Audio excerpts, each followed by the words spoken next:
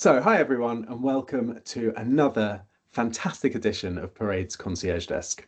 Here at Parade, we specialise in delivering class-defining event concierge services, and our North Star is to offer a frictionless experience for our clients and guests. Our obsession is guest experience, and we're fascinated by how other businesses and brands use experience to build connections with their clients and their customers.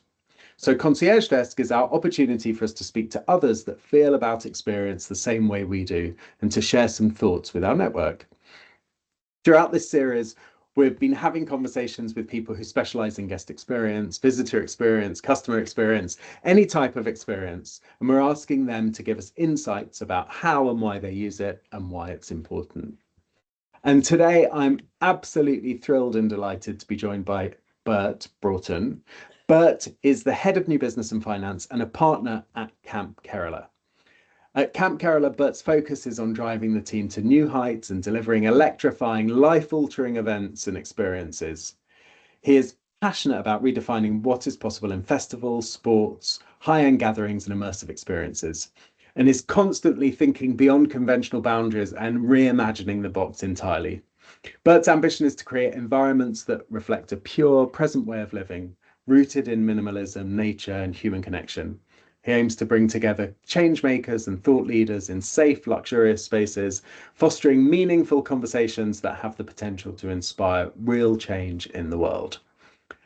So, Bert, thank you very much for joining us. Thanks for being here. And as always, I'm going to start by asking you to tell us a little bit about yourself beyond what we've just heard in that intro. Oh, thanks, Amy. It's an absolute pleasure. And always enjoy our interactions. That was a fantastic intro. Probably a bit more on electrifying because electrifying is quite funny, isn't it? Yeah, Great Greece. the electrifying part is obviously needs a bit of defining, but it's like electrifying luxury. It's sort of, but that kind of it sort of defines myself in many ways. It's like the idea that everything is super exciting, and we're kind of like, as humans, we're put on this earth to, I think just have a really good time in the process, spreading love, spreading joy. One of my key things that I sort of live by is awe and wonder, and I'm trying to re-inject this into society. I'll explain a little bit about that. Awe and wonder is kind of like this childhood or childlike ability to be totally amazed by the smallest things. And I think sort of society kind of drives that almost out of you, and it's sort of we get pigeonholed, and we have to act a certain way, and we have to be a certain way in certain situations or whatever.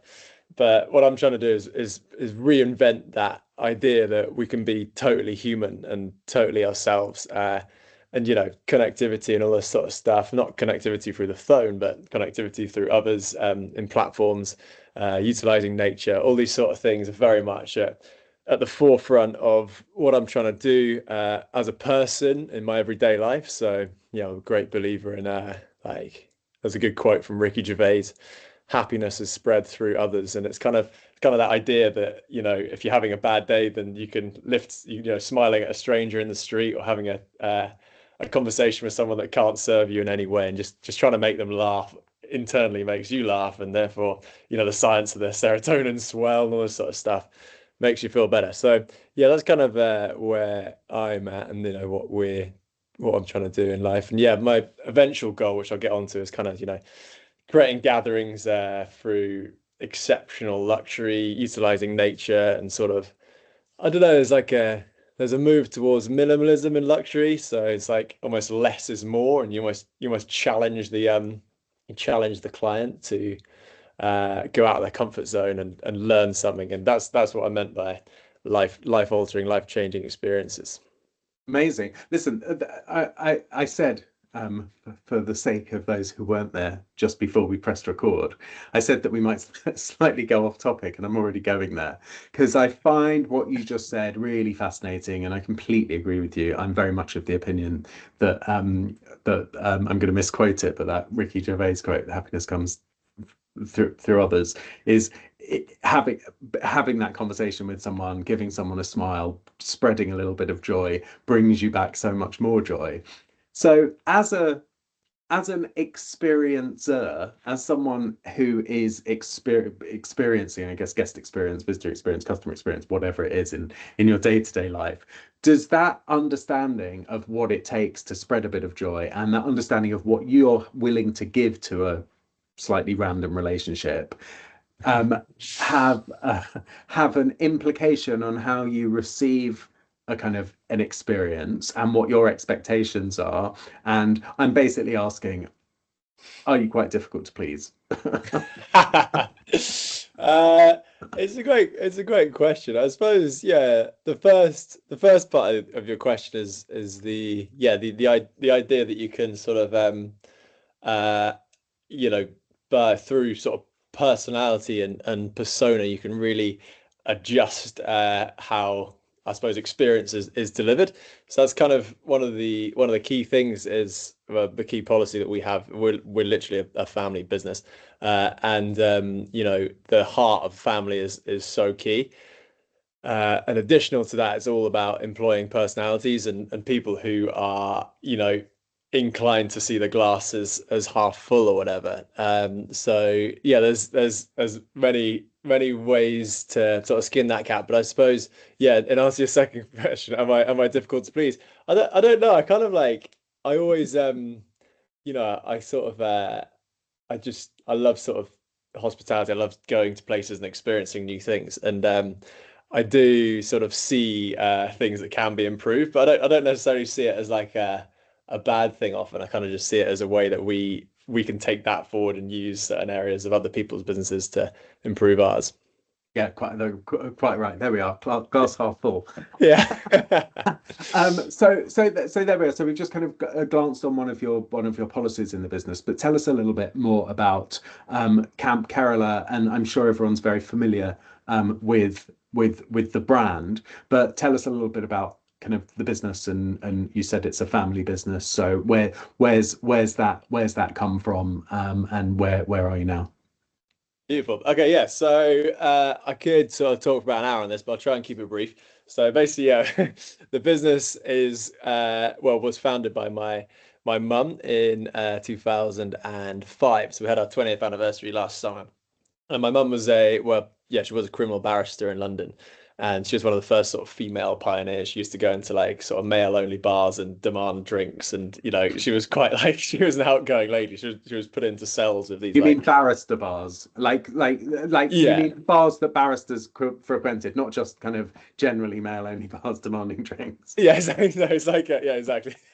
So like El Vino's in Temple is one of the Right, yeah, famous yeah, ones. yeah, know it, yeah. And yeah, so those sort of things, and her and her mate would go Amazing. in and they sort of shifted the dial in terms of how women were treated. And then so she was very, pioneering in that sense. And then when she moved into a calm and tranquil valley in Somerset in around 2000, she moved sort of out of London to Somerset. The estate agent literally told her there was, exactly that, calm and tranquil. Didn't mention that it housed the biggest music festival on earth, and she literally bought the house, opposite. I mean, you can probably, yeah, for those golfers out there, you can hit a 9 iron into Shangri-La, which is the party area of of Glasgow. And yeah, so that was kind of quite a scene. So, but this is like 2000, 2001, where Foot and Mouth was about. There was all sorts of problems with noise restrictions, all this sort of thing. So the festival wasn't as big as it is today, obviously. And that sort of gave her an opportunity to fall in love with the place. Like we got on a tour with Michael Levis, the founder. He took us in his red Defender Land Rover and sort of showed us around the site. It was absolutely mind blowing, and you kind of instantly fall in love with Glastonbury. I suppose everyone. Have you been yourself? I can't remember. Do you know what? I haven't? No. You haven't. Okay, well, we'll have to change that. But yeah, it's got something for everyone, and instantly like fell in love.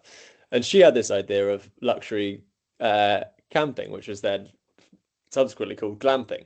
Because glamping wasn't really a term before, and we don't really like the term glamping because anyone who shoves a Yeah, sheepskin rug in a millet yeah, tent just like yeah, calls yeah. it glamping. But it is a word. And so then she had this idea. She got the tents from Rajasthan, which is an amazing story. They've actually just been out to India recently, and our guy is called Raj out there, and he's got his own factory which feeds like an entire, well, the whole village works in his factory. But when she asked him to build a tent, he was only he was only 20, and he basically ultimate story of like fake it till you make it. Yeah. But So he he said, ended up, sure, I can take on that yeah, contract, and then made it happen. yeah, he ended up doing that, and Amazing. he did get the tents from Glastonbury, sorry, from Rajasthan to Glastonbury via Folkestone. They were stopped for ages because they just assumed they were full of drugs. And there was all sorts of problems, but we botched together an event year one. Long story short, and it was kind of fantastic. It was nothing like it was today, but the press then got hold of it, and as you know, with press, there's no such thing as bad press. And we ended up getting totally slaughtered in the front page, or not front page, one of the top few pages of the Sunday Times, being like, Glastonbury's gone posh, it's lost its egalitarian nature, all this sort of stuff. Camp Carolyn's And the destroying phone rang Glastonbury. off the hook. Yeah, exactly. Yeah, literally, it was unbelievable. And so we didn't really, from that moment, we haven't really looked back. And now, sort of, there's no Glastonbury this summer, but next summer we'll be putting up 180 of our sort of Maharajan style hunting lodges. They're shikar tents as such, but the word tent is obviously like a bit of a, I don't know, cliche or something. But these are big lodges, Yeah. wooden floors, they're heated, they've got en suites, they're absolutely beautiful. And that is our sort of main product, our USP. They've got these blue linings with mirrors in each. They've got about 100 tiny mirrors. Each one's like sewn in. They've got golden stars around. It's like the attention to detail, which is one of our key policies, is insane. So you walk into this tent and you feel like a out of this world experience as you walk in. So that's the tent, and then within our site at Glastonbury, which is sort of our, as I say, like our, I don't know, our main product. We do have we've got a full spa set up. We've got a bakery within the tents. We've got a salon. We've got beauty rooms, pamper rooms, shops, pretty much everything you can imagine. We've got a gym. We've got a full hangover section, which is unreal. You basically walk in with hangover, and then you get IV drips. You can go to the gym, which is optional. You then have ice bath, steam, sauna, what else, like hot tub, oxygen chamber, all this sort of thing. You can do like qigong exercises to get yourself going whilst you're looking over the festival, and then you get given a margarita or a bottle of champagne, and you're on your way. And I'm then not gonna suggest which I think is probably the most effective hangover cure of those, the margarita. well, exactly. Everyone's different, but it's So, good. And then we got two restaurants, one of which is like a sort of world food because it has to cater for, as I say, very hungover people, people who don't want to eat very much at all, like light salads, and then all sort of world foods. So we've done a lot of work in Thailand and all over the world. So we kind of bring those experiences to every event we do. And then the second restaurant is my own brand, which is called, or own brand called Saffron and Fire. It's actually everything is cooked on fire. And the idea is you can basically walk in, and if you've got an act to see in like half an hour, you can walk in, have your food, and be gone because your sides arrive, and all you have to do is choose between a meat, a fish, and a veg. So it's kind of taking away the choice, which everyone right. needs in life. There's too Yeah. much. There's too much choice out there. So it's The quite a good little thing. the menu overwhelm is a Yeah, thing. So exactly. So that's our Glastonbury product, and then we do events in, as I say, we do events in Thailand. We've done Grand Prix before. We're looking to do the Ryder Cup next year in Adair Manor, which is super exciting. That's one of my sort of pin-ups. And then this movement that I've got into wellness, which is a big thing for me on my own sort of personal journey. But I've just launched Shift, which is this restorative experience. So it's not really it is a retreat, but we're not calling it a retreat. It's kind of, it's bringing, retreat's almost the wrong word because it's kind of insular. Whereas what we're doing is bringing the human out. So we're allowing them to have the space and the time and the connectivity with other humans to be themselves and, transform into what they're meant to be, like, as I said earlier on, like spreading awe and wonder, that type of thing. all sounds amazing, and all sounds like an experience. Yeah. And I guess your clientele is used to the finest things in life, and their expectations for their experience are very, very high.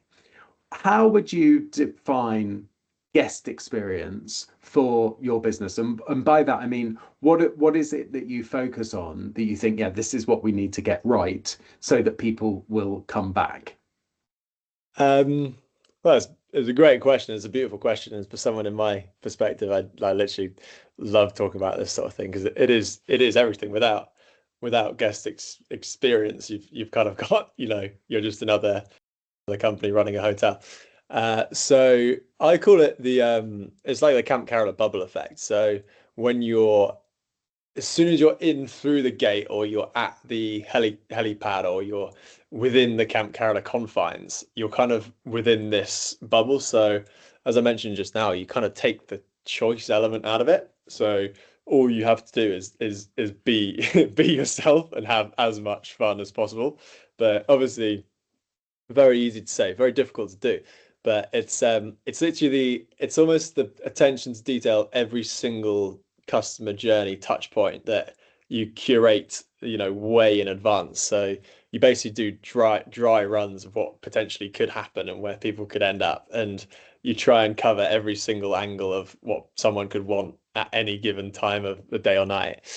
So I suppose that bubble effect, if and when it's working, means that the client just seamlessly sort of trots through and just enjoys themselves and has like a cocktail on arrival, like a simple touch point, or something more complex. Like, we've got the WhatsApp service. You can literally WhatsApp anytime, day or night, saying that they want well, weirdly, like Haribo's a key thing for people. They always want Haribo for some reason. And if they want a Haribo, someone's off to the shop and it's there in like 20 minutes, But that's like a very small example of what does happen.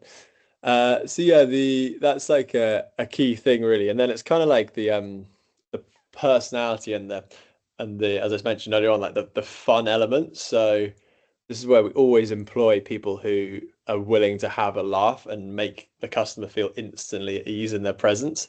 So I always say like no running on an event, for example, because that just Yeah, instantly gives the impression of fear. panic. And it's absolute panic.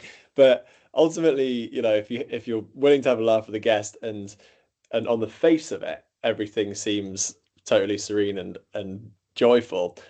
If behind the scenes things can be going wrong, but no one really knows about it. We call it like the swan effect. I imagine Yeah. you've probably heard about it, but like the swan's drifting across the top and then the legs are going super fast underneath. But yeah, that's kind of that's a few things that we do in order to sort of boost the customer experience. And then I suppose the X factor moments are the ones that really separate us apart, and that's like the surprise and delight because when you're at the top of the game, like we are, like everyone copies you, year on year. People just come and like take a look and then they try and replicate it. So in order to stay ahead, you just got to keep innovating and surprising people is almost that brand interrupt that they don't expect. So yeah, as I mentioned earlier on this year, at Glasgow, for example, we put a bakery in the middle of the accommodation field, Right. just just because like I was thinking like if you're woken up after a big night and you don't want to go into the main area to have breakfast in front of everyone because you don't feel great, or you don't want to just order room service because of whatever, you want to go and get some fresh air, and all of a sudden there's this wafting sort of croissant smell coming in through your tent, and you can just go and grab yourself a really nice sort of pan of raisin and a coffee, and then get back to your tent. And then the other thing that we did this year, which was real X factor, is just got, as I said, as you mentioned in the intro, but like just think outside the box. And we actually had a bunch of Labrador puppies. Uh, and I was like, well, hold on, we've got to use these puppies. So we basically ended up taking they're like beautiful Andrex puppies. They were about 8 weeks, perfect. We were taking them into people's tents and taking Oh them my into the God. restaurants and stuff. And it was like the ultimate sort of X Factor experience that people still talk about. One of them ended up on a very famous person's Instagram. It's seen by like tens of millions of people. It was genuinely so funny with a little sort of Camp Carola tag around his neck. So that sort of X factor, you've just got to keep people guessing, but in a very sort of seamless manner, I suppose. And who comes up with all of that? Who's that? Is that all from the head of Bert, or is that? Yeah, so as you probably already assessed, yeah, pretty sort of creative brain.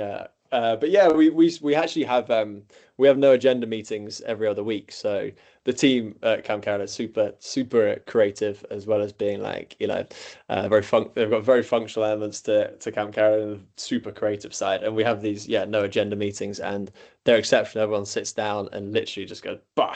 And the ideas that come out are completely extraordinary. Some of which can't be mentioned, but I've literally just typed no agenda meeting. That's a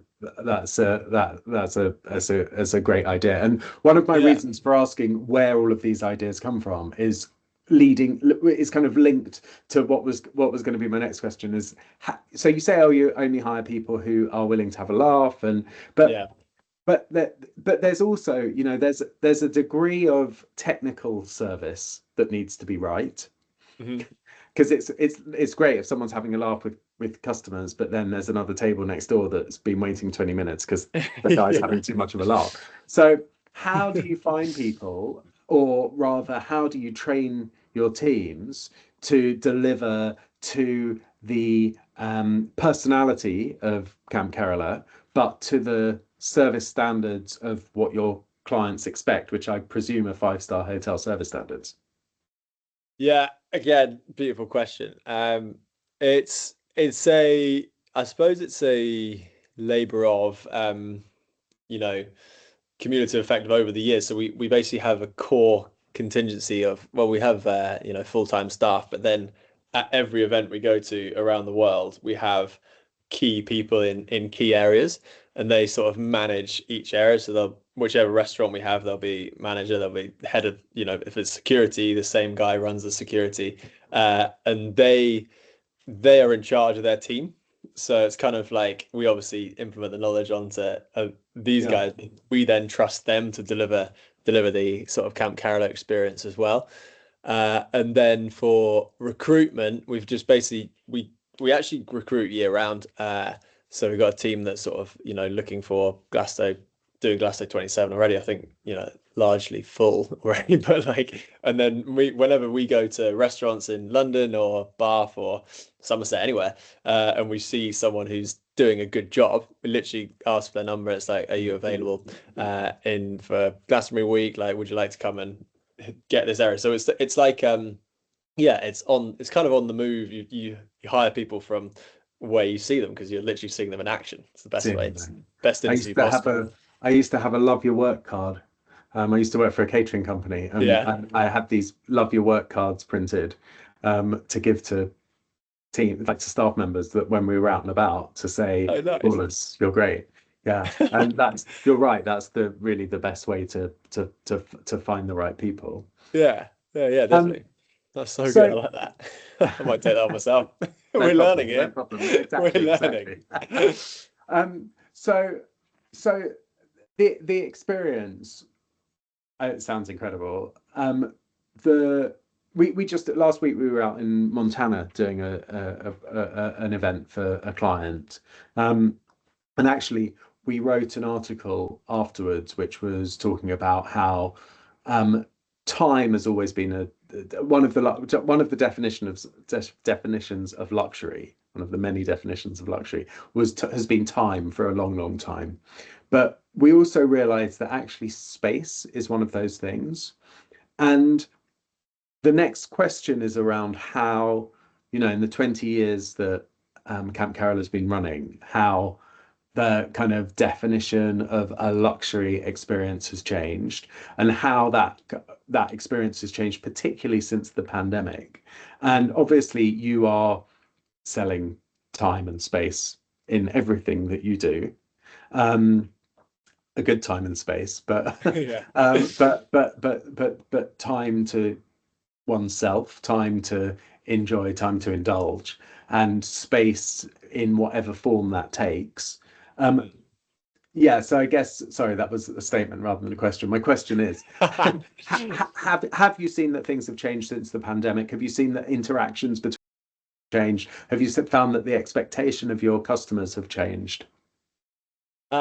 Again, I think it's a beautiful point, and this is one of my values in life or like core principles is time and like how to maximize your own time in order to give your friends and family the best of yourself. It's a really it's as I'm studying it at the moment, it's like it's so interesting. Like just slight tangent here, but I introduced because I was slightly overwhelmed by the amount of meetings and stuff that I had on my plate, and my calendar was always just chaos. So I introduced no meetings Wednesdays, Mhm. and it completely transformed my week because you then have, Monday and Tuesday become this sort of when you're interacting with the team, and like internally, and then Thursday and Friday like external meetings in London. But Wednesday was always that. Wednesday is now that day where you can catch up from the previous 2 days and the other 2 days, and it's literally transformed everything. So, Really? so the idea of time and buying yourself back time and then giving that to the business is quite cool.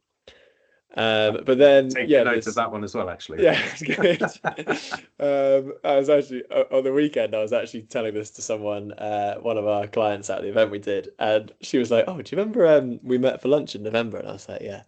She was like, "Oh, do you remember the conversation we had?" I was like, "Yeah," and I was like, "Oh," and I suddenly clocked that she'd actually told me the idea, and I was pitching it back to her, and she was like, "Hold on, that's my idea." Anyway, it was so funny. Second point is, yeah, I'm on a sort of one man mission to take away the word busy from society. Like everyone wanders around with this badge of honor, like I'm Ah, busy. And it's like you ask someone how they're doing, they're like, "Oh, I'm busy." It's almost like that's the definition of success. Whereas I actually think that's the opposite of success. You want to be unbusy. You want to have time to be present with people, to do things you want to do, and you want to be like so present that you're actually scheduling your time. So yeah, that's kind of a couple of things on the slight tangent there. But back to your point about how sort of luxury and sort of experiences change post pandemic. It's a great question. I feel like yeah, I'm pretty adamant. There's this just move towards like minimalism. So, you know, 10 years or whatever ago, like people kind of want to be seen. They want to be out there. There's this almost glitz and glamour associated with lots of like corporate events or whatever. Whereas now I'm just finding people want to almost have deeper connections with people, but almost not show it so much. So just be like behind the scenes and very much be in nature and have the ability to disconnect from phones and internet. And that's kind of like my definition of success in many ways, is like the disconnection from uh online to in reality, like in real life, is a big sort of buzz thing that we're using at the moment. So yeah, there's a big movement towards that, and then obviously the wellness element is just huge. Like post pandemic, it's just blown up, which is why, well, my big passion is wellness. I've been on my own health journey since 2019. I had like a couple of parasites which took out my gut linings, and then had lost a lot of weight and had to see various therapists and naturopaths and all this sort of stuff to restore everything inside me. But on along that journey, I met the most amazing healers, and Western medicine, Eastern medicine, all these sort of different types of thing. And that is where the wellness movement with Camp Carroll sort of originated. And I was kind of like, if you can insert Camp Carroll luxury with, longevity healing, then you've got this product which we call Shift. And yeah, that's kind of where we're going. And it's definitely like everyone's after a bit of wellness, and then, longevity is a buzzword at the moment. So that's do you a think? big Do you change. think? Do you think that that wellness piece wouldn't have kind of come about, or wouldn't have come about so quickly without the pandemic? Great question. I mean, it definitely accelerated it. Like uh people started thinking about it, and they're kind of like, yeah, I suppose, you're sat at home for long periods of time being like, everyone get into the Joe Wicks thing, the Yeah. UK's PE teacher all of a sudden was like doing events every single day online and this sort of thing, and everyone sort of started moving their body and doing a little bit more in different ways, and they had to go out for walks. It was the only thing you could do, and all of a sudden, they realized that mental health was associated with walk. You can reduce certain stresses just by going on a 10-minute walk. So people Yeah. started realizing that, and there's definite movement towards the sort of longevity side as well at the minute, which is really exciting. My partner talks about health span rather than lifespan, which I think is such an important point, right? Rather than just Nice. living longer, living healthier. Um, Yeah, you definitely. mentioned before about the human interaction, and Mhm. I also note that you mentioned your WhatsApp service. Yeah. And look, we run our business on WhatsApp actually. Yeah. I was about to say other platforms are available, but I don't think they are. And we find that it honestly, it actually started with kind of Middle Eastern clients wanting to use WhatsApp rather than an email or a phone call. And I'm all for human interaction, but I also think that that kind of WhatsApp tool is really useful. How do you square that? And how do you, I guess, use digital with intention rather than just relying on digital relationships? Does that make sense? Yeah. Yeah. Good question. So it's like the it's as you say, finding the easiest point of entry, I suppose. And previously it was obviously, the phone, whatever, but email became a thing. And then I just realized actually, I went to a place in Mexico and they had a WhatsApp service. This is, I don't know, quite a long time back, and it was just exceptional because you use WhatsApp in your business, I use it. I imagine most people listening use WhatsApp as the easiest thing. So you just you don't have to, you're only using your one app to catch up with your mates, to see your mates in the event, but then you're also connecting to, Camp Carola, Yeah. saying, "Can I get a car in 10 minutes time?" Bang, done. That instant reply, yes, or whatever. And it's kind of that instant sort of response, even if it's like a more difficult question, like, can my mate come stay on Sunday? As long as people respond within like a minute, being like, "We'll be back to you in half an hour." It's that Yeah. instant sort of reward. I don't know. I don't want to call it like a dopamine hit, but like you basically feel like you're being heard. And if you've Yeah. got anything on your mind, that's it takes the bubble effect and the questioning about your experience out. Because if you've got anything on your mind, you just WhatsApp it, bang. We have a team constantly operating day and night, and then we have a team of runners that can pretty much do most things. So it's kind of yeah, it's almost to say it's contradictory to what I said earlier on about like being in real life, but also serves a function, and that's like functional element that sort of has to happen to make the experience. Yeah, no, I completely agree with you, and I think that kind of digital with purpose is Yeah.